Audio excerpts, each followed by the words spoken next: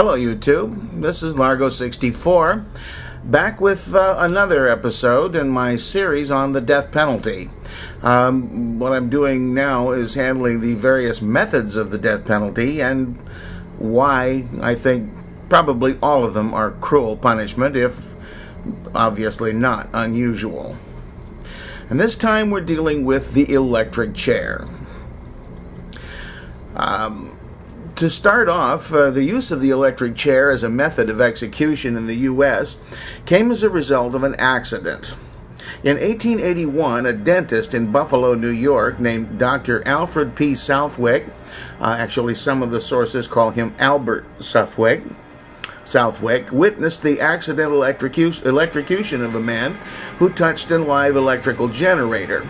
Because the man died quickly and without showing any pain, Southwick assumed that electrocution would always be quick and painless. After a particularly gruesome hanging in New York in 1887, the state commissioned a committee to find a more humane way of executing condemned prisoners. As if killing anybody could ever be humane. Dr. Southwick suggested electrocution. Since he was a dentist and accustomed to dealing with people in chairs, he thought a chair would be the appropriate device. The first chair was actually built by Harold P. Brown, an employee of Thomas Edison. Edison, who was promoting electricity for homes using direct current, had Brown build their killing chair using the alternating current, AC, of his rival in the so-called War of Currents, George Westinghouse.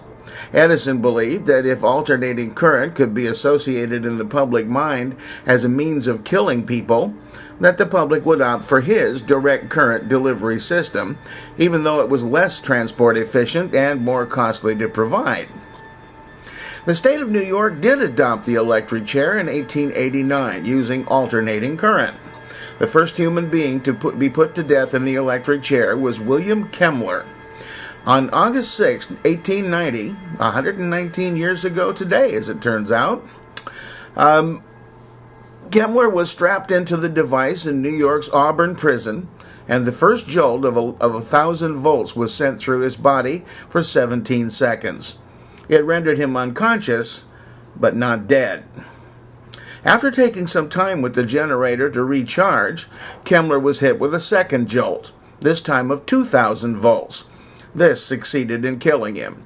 It also ruptured blood vessels under his skin, and witnesses said that his body caught fire. Some witnesses were sickened by the smell of burning flesh, but could not get out of the room. I'm going to read a few descriptions here of botched executions just since capital punishment was reinstated in 1976. April 22, 1983, in Alabama. The victim's name was John Evans. I'm calling the inmates who are being murdered by the state victims. After the first jolt of electricity, sparks and flames erupted from the electrode attached to his leg. The electrode then burst from the strap holding it in place and caught on fire. Smoke and sparks came out from under the hood. Two physicians entered the chamber and found a heartbeat. The electrode was reattached to his leg. More smoke and burning flesh. Again, doctors found a heartbeat. Ignoring the pleas of Evans' lawyer, a third jolt was applied. The execution took 14 minutes and left Evans' body charred and smoldering. December 12, 1984, Georgia. The victim, Alpha Otis Stevens. After the first jolt of electricity failed to kill him, Stevens struggled for 8 minutes before a second charge finished the job. The first jolt took 2 minutes, and there was a 6-minute pause so his body could cool before physicians could examine him and declare that another jolt was needed. During that 6-minute interval, Stevens took 23 breaths.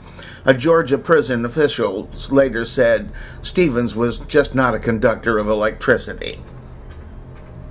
October 16, 1985, Indiana. William E. Vanderveer, the victim. He was still breathing after the first administration of 2,300 volts, and the current had to be applied 3 more times before he died. Vandiver's attorney, Herbert Schaps, witnessed the killing and said it was outrageous. The Department of Corrections admitted the execution did not go according to plan. That was a quote from them. On July 14th, 1989, in Alabama, Horace F. Duncan's the victim. It took 2 jolts 9 minutes apart to kill this mentally retarded inmate. The foul-up was caused by human error, faulty cable hookups. As a result, there was not enough current to cause death. Death was pronounced 19 minutes after the first jolt. May 4th, 1990, in Florida, the victim, Jesse Joseph Tafaro. When the state replaced a natural sponge with a synthetic sponge in the headpiece of the execution apparatus, 6-inch flames erupted and 3 jolts of power were required to stop Tafaro's breathing. That is only significant about the unnatural sponge, the artificial sponge, because a natural sponge holds the water better and therefore provides a better conducting of electricity into the skull. October 17, 1990, in Virginia, Wilbert Lee Evans, the victim. During the electrocution, blood spewed from the right side of the mask on Evans' face, drenching Evans' shirt with blood. Evans continued to moan after the first jolt of electricity was applied. Now, this would seem to indicate that he was not rendered unconscious by that electricity and was in great pain. The autopsy concluded that blood resulted from high blood pressure brought on by the electrocution. High blood pressure indeed, enough to break the blood vessels. March 25, 1997, Florida. The victim, Pedro Medina. With the first jolt of electricity, blue and orange flames sparked from the mask covering Medina's face. Flames up to a foot long shot out from the right side of Medina's head for 6 to 10 seconds. The execution chamber clouded with smoke, and the smell of burnt flesh filled the witness room. July 8, 1999, Florida. Alan Lee Davis, otherwise known as Tiny Davis, was the victim. When hit with 2,300 volts, blood poured from Davis's mouth. The blood poured onto the collar of his white shirt and oozed onto his chest. By the time he was pronounced dead, the stain on Davis's chest had grown to the size of a dinner plate and seeped through the buckle holes on the leather chest strap holding him to the chair. Davis was the first inmate to be executed in Florida's new electric chair. Well, these are just a few of the botched executions. I'll be repeating stories of other botched executions of other types in other videos.